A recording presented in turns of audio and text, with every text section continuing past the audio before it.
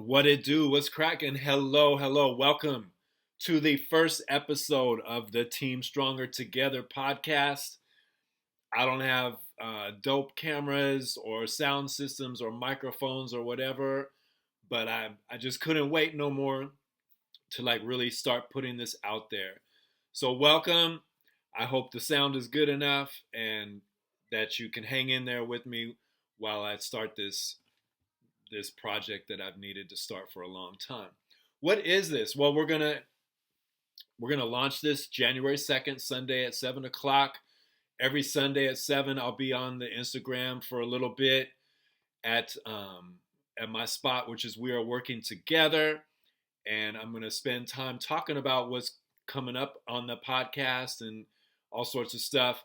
What's the purpose of this podcast? It's really to help and encourage people to build themselves up, right? How do we build up powerful people? That's what we're going to be working on.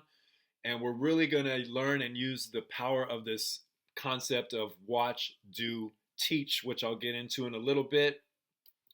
What are the topics that we're going to talk about each week? It's a long list, but super powerful and super necessary. Emotional intelligence skills, life skills for a lifetime, the education system needing to be revolutionized. We really need to change it.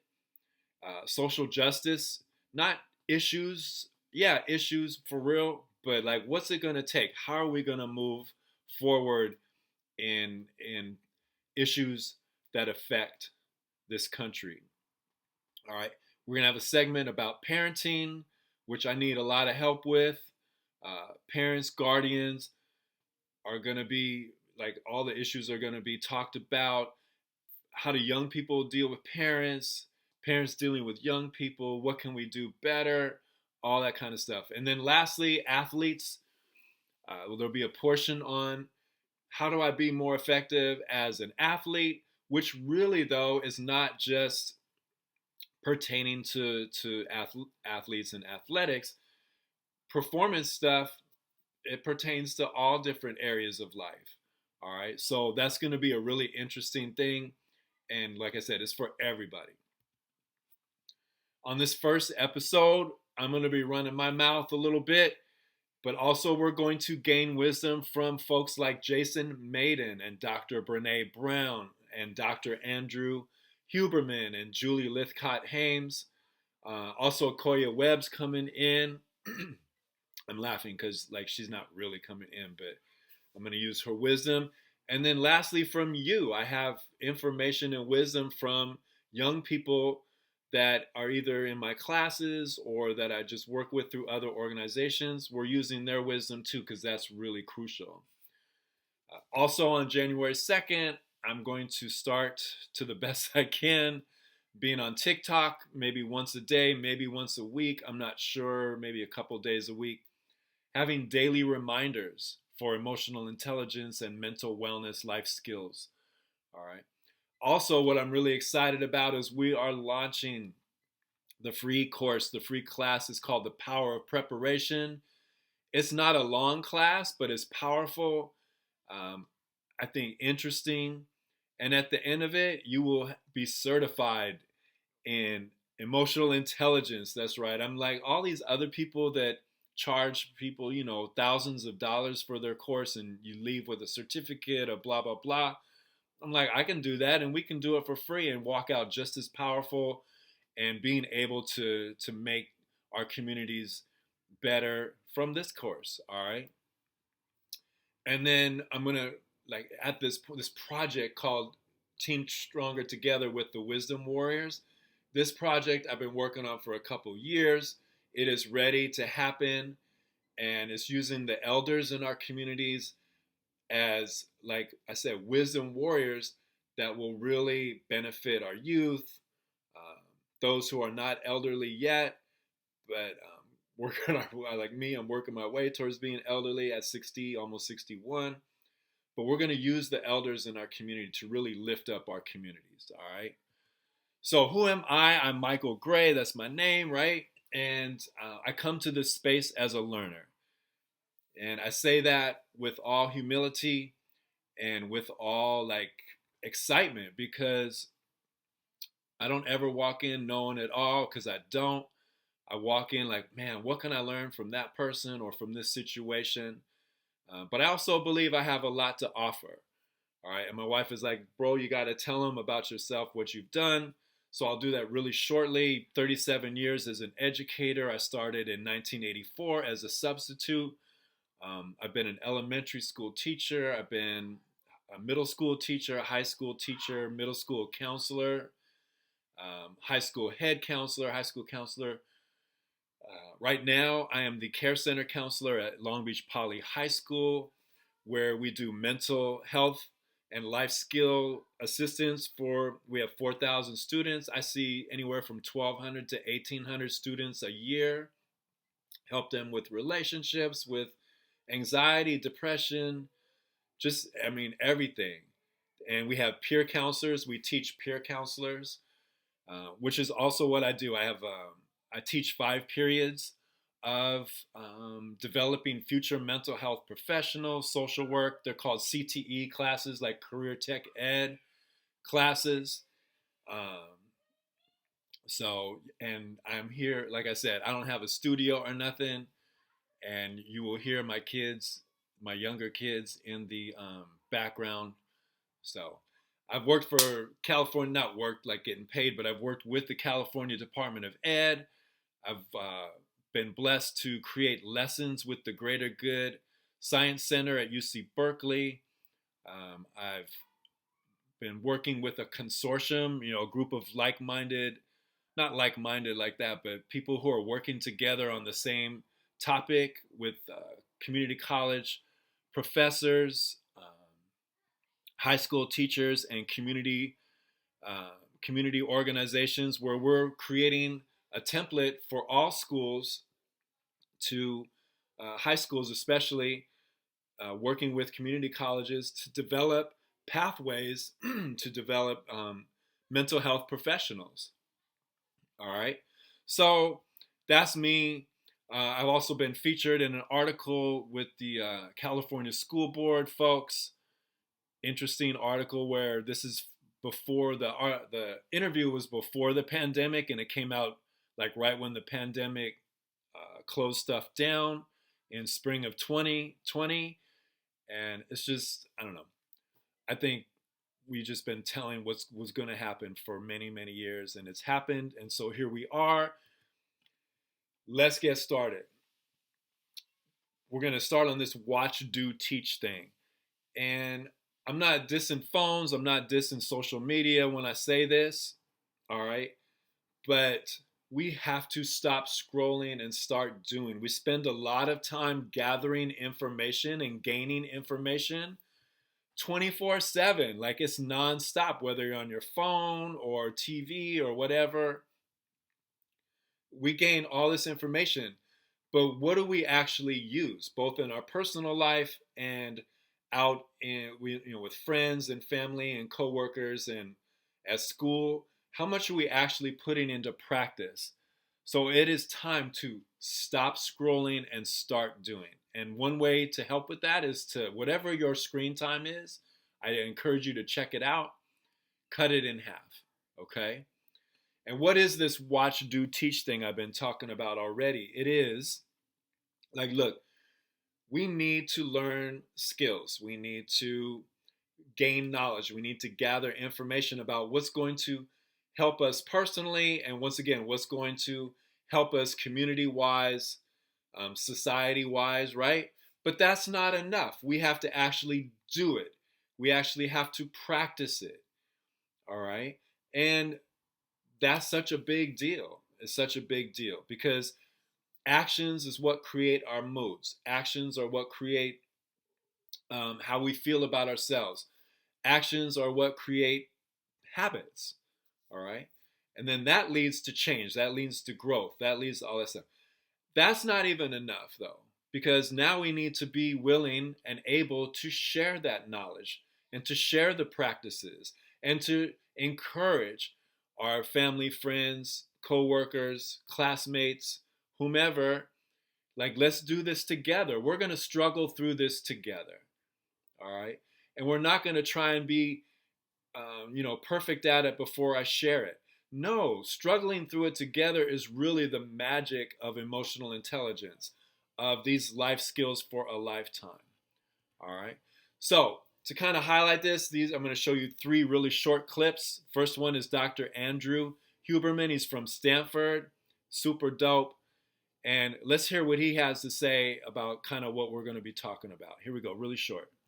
This is serious business, and this is the time for us and the next generation to step up and to lead people toward a place where we can function better, and where the next generation will reflexively function better. That's that beauty of early childhood, is that if some of this stuff is taught and passed off, it's not going to be perfect, but there will be a generation of people coming up that will naturally understand stress and agitation as taking them off their game and leading to bad decisions, and will make the appropriate adjustments. And there are people that will see the possibility of doing something differently with a terrible childhood or a brutal addiction.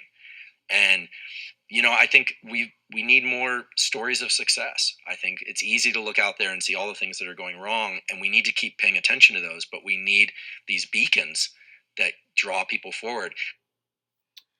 There he goes. We're going to meet him even later in the podcast, and he's really going to put it out there how the neuroscience, how our brain works, is really important information to have. Next is Jason Mayden, and he's going to come up in the life skills for a lifetime portion of the podcast. Amazing. This is just a little flavor of some of the gems that he's going to drop.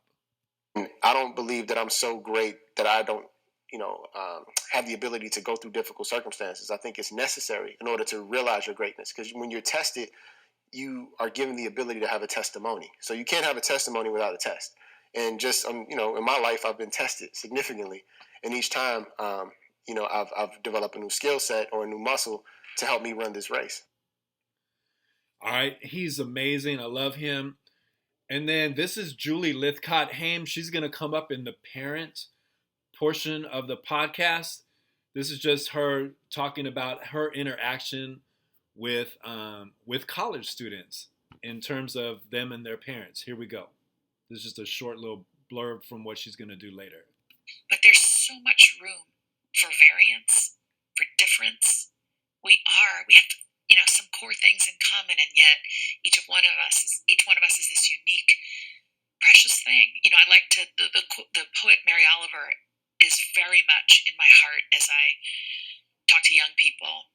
They'll say, how do I tell my parents I don't want to be whatever the parents have decided is the right path, this sort of tiger type? How do I, and I'm trying to incentivize a young person to claim their own agency. And one of the phrases I use is from Mary Oliver, who said in one of her poems, she said, tell me, what is it you plan to do with this one wild, precious life? Man, that is such fire, and it's coming up later. But what I want to spend a few minutes on right now is our education system has been in need of what I call revolution. And it's not necessarily, or it's not taking up arms revolution or whatever. Revolution to me is a really powerful change of way of doing things. All right. And it doesn't have to take forever. Okay. And it's just something that I really believe needs to happen. And let me lay it out for you. So here's my question. I don't know, tell me what you think. Why can't our students leave school with a 4.0? Like, I'm using the GPA rubric. Why can't our students leave school with a 4.0 in life skills for a lifetime?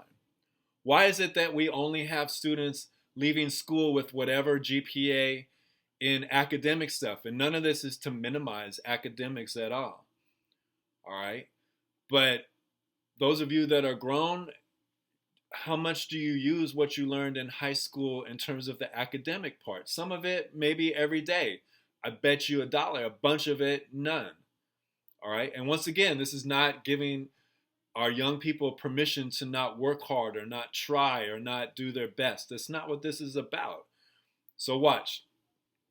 I'm asking another question. Why can't we create educators and schools and districts that value, watch this, wellness as much as world literature? Why can't we value mental health as much as mathematics? Why can't we value confidence and courage as much as Common Core and testing? Why can't we value justice and social justice as much as geography? And lastly, why can't we value skills of emotional intelligence and the skills of psychology as much as science?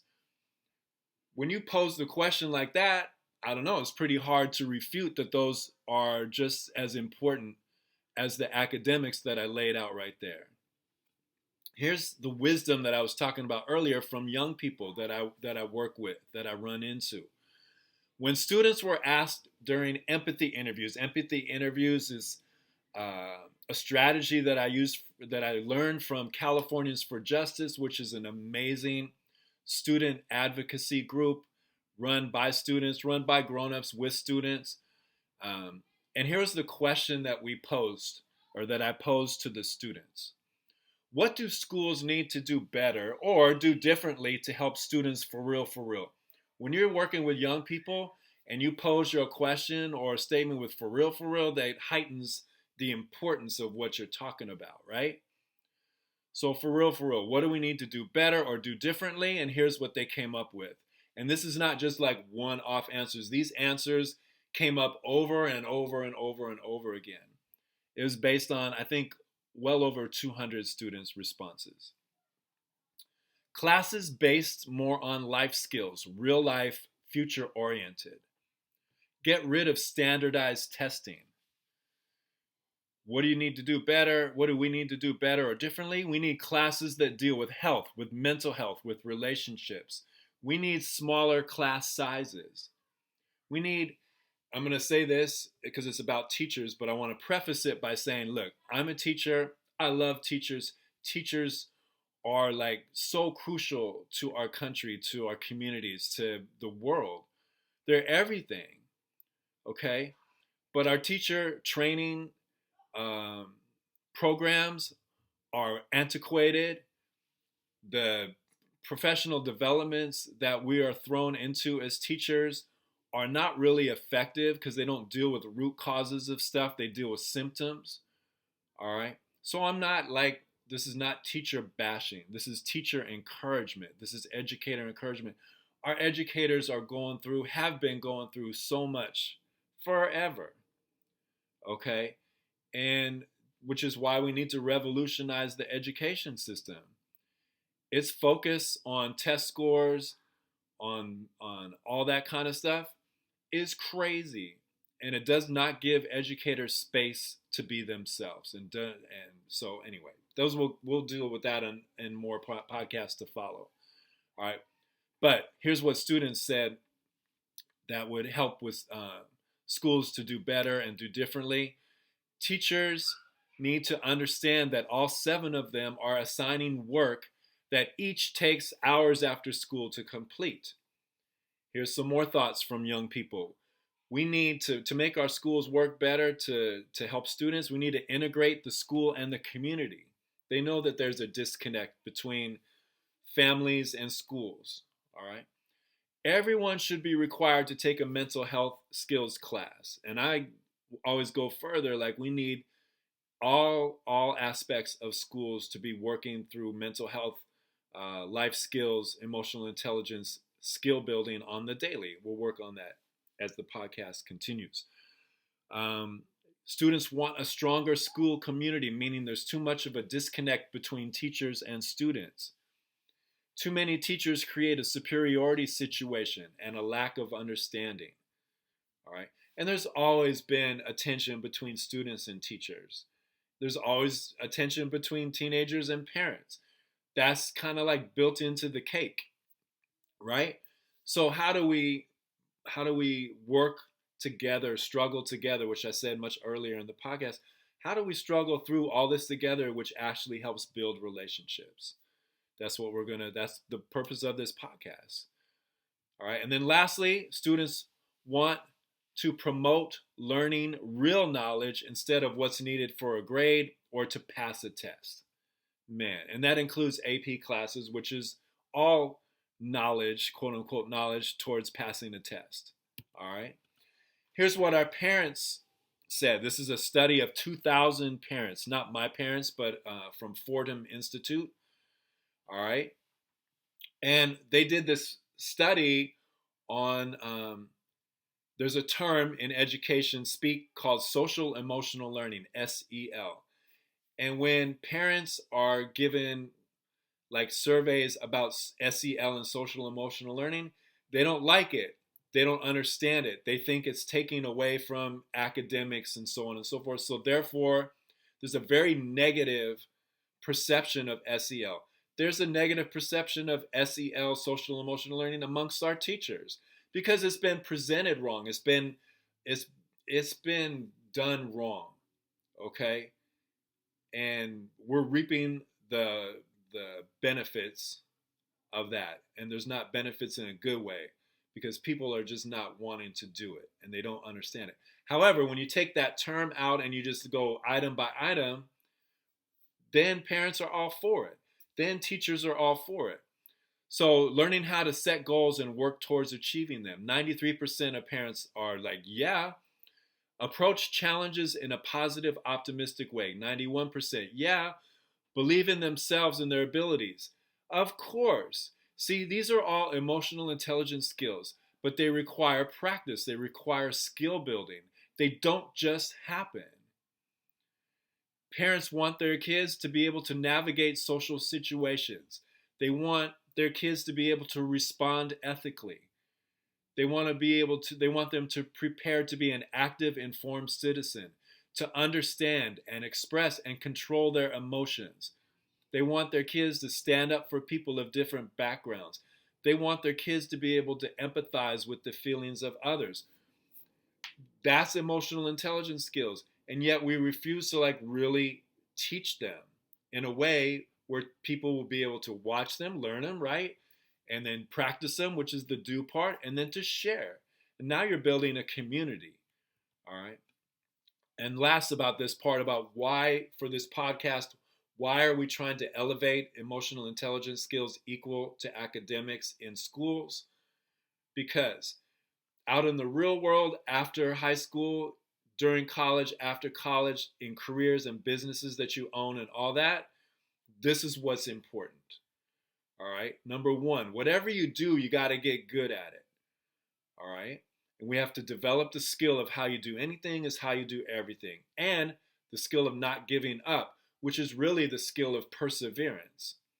All right. Number two, we need our young people to become self-directed learners. All right. Too often, the way we do our education system, learn this, learn that. This is what's important to get a grade, as opposed to, well, how do you seek your own knowledge? Okay. We need to develop the skill of self-motivation, the skill of curiosity. Number three, we need to develop the willingness to work hard and learn something new and try to improve each day. All right. That goes hand in hand with that you're willing to fail, you're willing to mess up. Number four, consider taking as many science classes or engineering or programming courses as possible. Why am I so tough on this stuff? Because artificial intelligence is here and will rapidly increase in terms of how it interacts with our everyday life. And if we're not at least into at a small scale up on game on all this stuff, it's going to we're not going to deal with it very well. All right. And I'm not talking about Will Smith movie type of stuff or whatever. I'm just talking about that if we don't know ourselves, then the algorithms and all the other stuff that's coming up will know us better than we know ourselves. And that's a recipe for even more of what's going on now. Okay. It also helps there's a skill of being comfortable while being uncomfortable, meaning I need to learn new stuff. I need to be cool at gaining knowledge of stuff that I don't even think that I want to be good at, but I know I'm going to need it. All right, number 5, being creative is a superpower. And that doesn't necessarily mean art and music, although it can. All right. But when you're being creative and that you're able to solve problems, that's creativity. And all of these things so far, they require emotional intelligence skills. Number 6, artistic skills. Now, this kind of go hand in hand. Artistic skills will be in demand. All right. So if you have like the abilities to be artistic and creative, like with art or music or the written word or the spoken word, all that stuff, that is something that you want to really make your skills even more, even more, even more. Now, if that is not your thing, I'm still encouraging you and me to get good at like the basics of that, the basics of writing, the basics of drawing, the basics of anything that's creative. Because when you have your own business or your career, now you're just like you're not operating from zero in terms of information and knowledge. You want to have a basis of that. All right. And then lastly, develop your network. This is a skill of communication. This is a skill of like lifting others up. What's the best way to develop your network? It is to be of service and be in service to others. Living in gratitude, showing appreciation, helping others come up. And what's going to happen is it's going to come back to you. And that sounds so woo-woo and wishy-washy, but I promise you it's how it works. Okay? You can't just ask. You have to be able to give. And that doesn't mean money. It doesn't mean that you have a title of power or quote unquote power. It means we all have ways that we can be in service to others. All right? So I hope that helped. I want to use Dr. Huberman, Andrew Huberman, Stanford professor, Stanford scientist, neuroscientist. He's on Instagram. I have his information at the end of this. This is really, he's like putting it out there on why this is important for our young folks. All right, here we go. Thank you, Dr. Huberman. I think we need to operationalize what we're going to teach the next generation. You know, maybe our generation isn't really rescuable, but maybe the next generation is. And if they understand that there's some concepts that I think we're all rescuable. He's just saying that because he knows we need to put that time and energy into our young folks. Those of us that are not young folks, we can be a part of this if we choose to, okay? We can be a part of this. All right. Isn't really rescuable, but maybe the next generation is. And if they understand that there's some concepts that sound a little mushy, like gratitude or mindfulness or these kinds of things, but as long as they understand that, for instance, gratitude, which we didn't really touch on, involves a whole other neurotransmitter reward system in the brain, the serotonin system, which buffers us against injury. It can improve wound repair. It can allow us to lean back into these high stress regimes. Learning and kids learning how to toggle their nervous system back and forth between highly duration, path, outcome focused states of trying to improve and learn, and then learning how to really relax and chill out and enjoy and be socially connected, because it will allow them to ratchet back in and focus with extreme depth.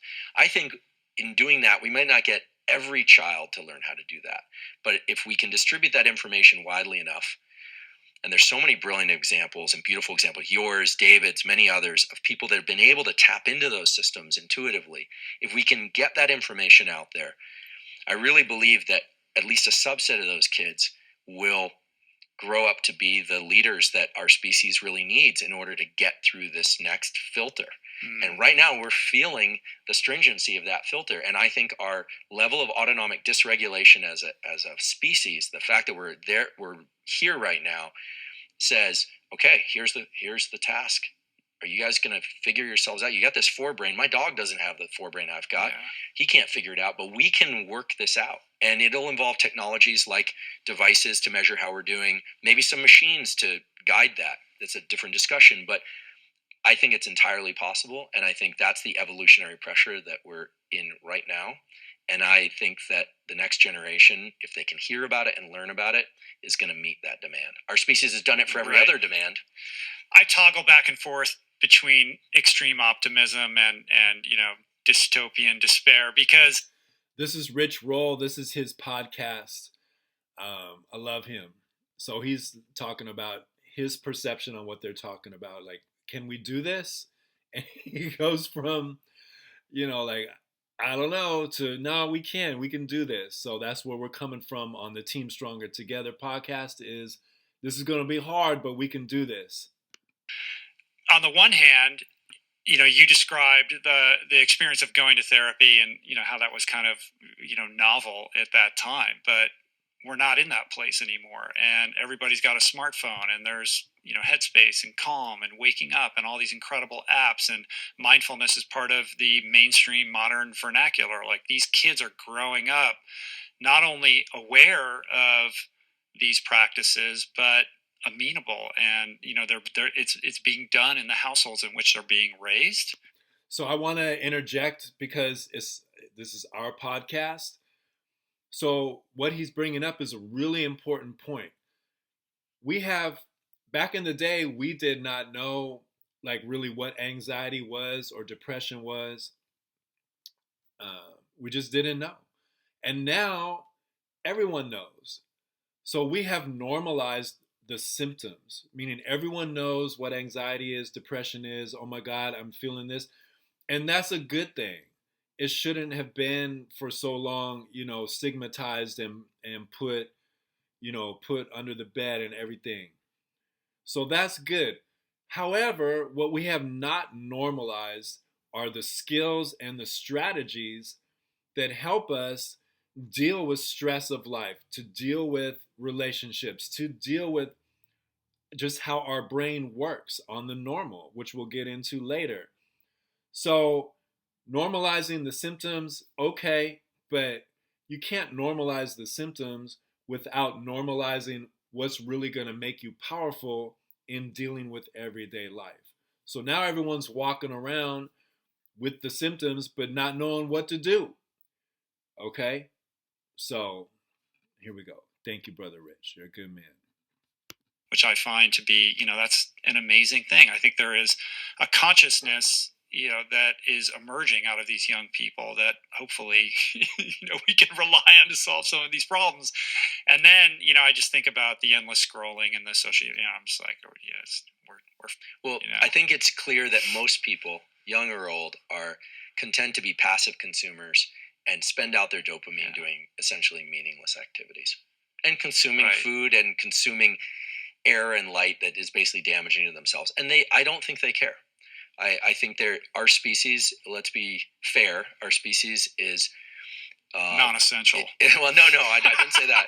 Our species, although sometimes I think it'd be interesting if some other species ran the earth, but we're the curators of the planet. So I think that our species is probably divided into those that are really going to try and maximize on this gift of neuroplasticity, right? We're the only species that has neuroplasticity throughout the lifespan, and that neuroplasticity in childhood lasts as long as it does as a function of our total lifespan. It's incredible.